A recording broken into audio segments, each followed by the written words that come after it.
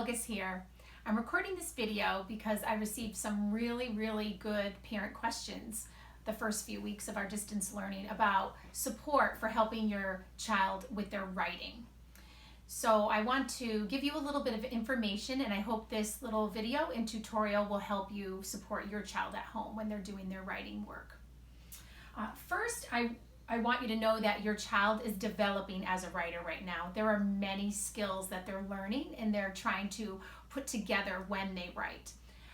I want to key in on one very important saying here that the children are familiar with in school. And it goes like this: what I think, I can say.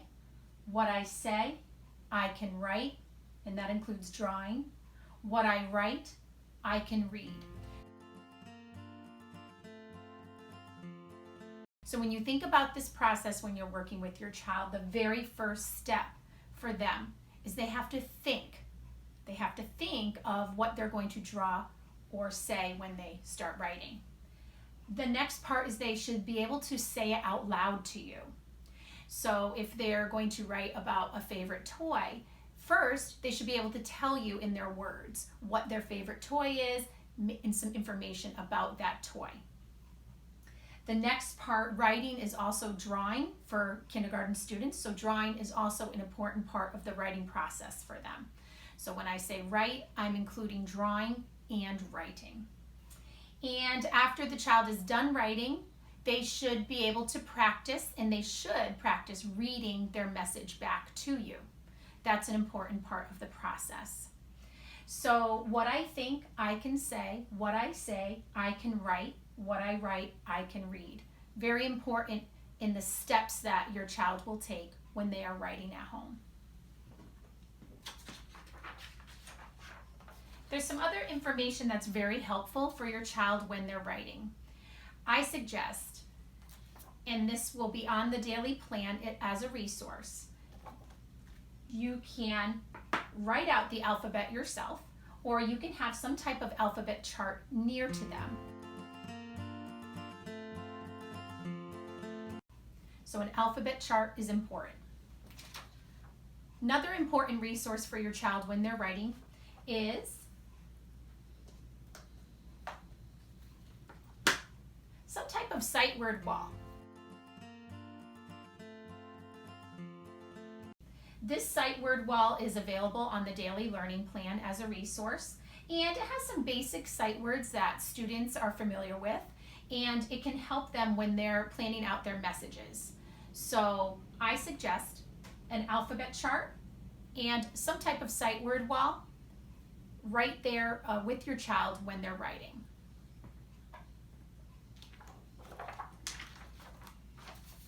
The next thing I'd like to talk about is, the first thing I'd like to talk about is planning out a message.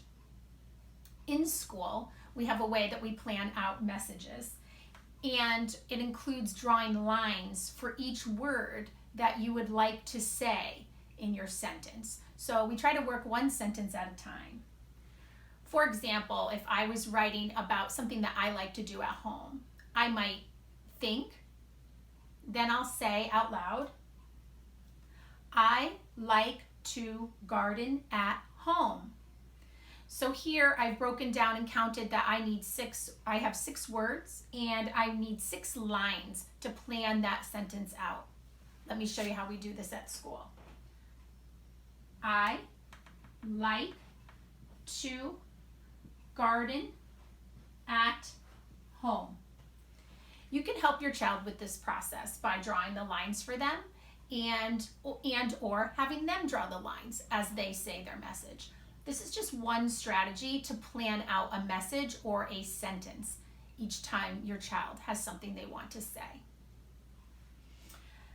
The next question that I had from a parent that will be important for you to know is that your child is developing their spelling skills right now, and they will very much want you to spell everything for them because that will make their writing process much easier for them. In the classroom, we do not spell for the students, so the students can use their sight word wall to look for those sight words that they know, and they can copy from here sight words for their messages. They also have the alphabet chart with them because this can help them with their letter sounds. So these are two important tools. The students have also learned ways to sound out words and to break words down in class, especially using our Heggerty word games. And one of the strategies is called word chopping. So the students are familiar with this. If I wanted to write the word bike, we know how to chop the sounds of the word bike. B-I-K, B-I-K. And by chopping the word into those sounds, it can help your child write each sound as they hear it. So if I wanted to write the word bike, I could chop it. I could say my first sound that I heard, B. Oh, that's a B, like bear. So I'm going to write B.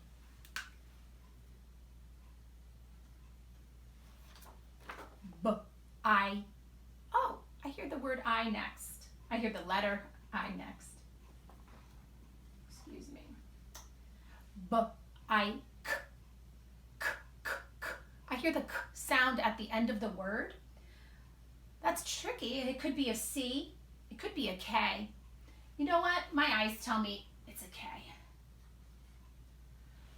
So by word chopping, your child can get as many sounds as they can down on paper. Another strategy that we've learned in school is called the roller coaster, and the children love the roller coaster strategy. This really helps with those middle sounds of words. So let me show you how that works with our middle sound roller coaster. If I wanted to write the word run, first I would say the word run, and then I would say it roller coaster style. Run, run. And by making the roller coaster hill with my arm, it's really keying in on that middle sound, the vowel sound of the sound. I can use my alphabet chart to help me with the sound, for umbrella, in the middle of the word run. So I could also use my strategy of the roller coaster and my alphabet chart. R, r. R like ring. R, the sound we said was U for umbrella. And now run. And the n sound is what I hear at the end of the word, n for nest, on my alphabet chart. So by using some of these sounding out strategies, your child will be able to write down as many sounds as he or she hears in a word. Again, a very important key to this is that you are not sounding the word out for your child. It's very easy to want to sound out words for them, but they need to do the work themselves. They need to write down the sounds they hear because this is part of their writing development. It shows us as educators, it shows you as your child's teacher at home where they are with their learning, what sounds they hear, and what things they might need to work on in the future. Now I'm going to sum up by writing the sentence that I talked about earlier in the video, and I'm going to show you a combination of the skills and strategies that we talked about today. So if you remember, my sentence was that I wanted to write, I like to garden at home. I have it planned out with my message lines. Now your child would need to work one word at a time in this message to complete their sentence. So the first thing I wanted to say was I. Well, I know how to write I. I is a word by itself. I can use my alphabet chart, or I could use my sight word chart for that. I like. The next word I wanted to write is like. I happen to know like is one of the sight words we worked on in kindergarten an awful lot. And I can look right on my L spot of my sight word chart, and I can copy it right down on my paper. I like. The next word is to. I like to. Now the word to, I happen to know as well because that's a word we worked on in kindergarten. I've seen it a lot this year. So I can use my word wall and I can copy it right down. I like the word garden. Now I need to use my sounding out strategy, and I might need to sound the word out many times, as I said before. Garden. G, g, gar, g, g.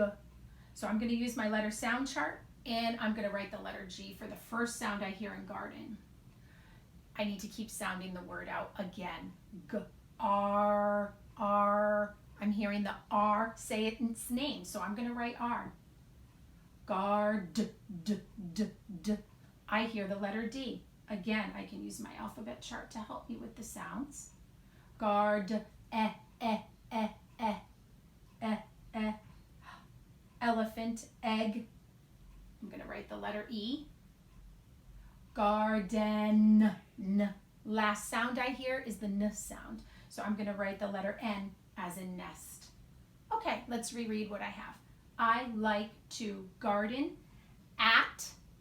Well, I know the word at is a word I've worked on a lot in kindergarten, so I'm going to copy it right down from my word list, my word chart, or I could try to sound out that word if I wasn't sure.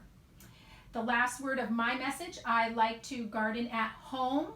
The word is home. That word I'm going to have to sound out. I'm going to have to sound it out many times to get as many sounds as I can down for the word. Home. Like in hat. H. O. Oh, I hear the letter O saying its own name. I'm going to write O there. M. Like in moon on my chart. Okay, I'm pretty happy with that. I wrote down all the sounds that I could hear with my ears. I like to garden at home. I'm going to add a period at the end because I know we're working on punctuation as well to end our sentences. Now, the last question some parents might have is we know home and garden are not spelled correctly in the sense of a dictionary. But what is important here is that your child has heard all of the sounds that when they pronounce the word, they heard all of the sounds. So they're getting as many sounds down as they can.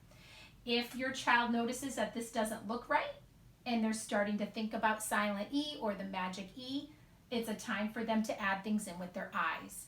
But all children are at a different place in writing and in their development. So this will depend on where your child is. I hope this tutorial helped you a little bit support your child with writing at home, and I will see you next time. Thank you. Bye.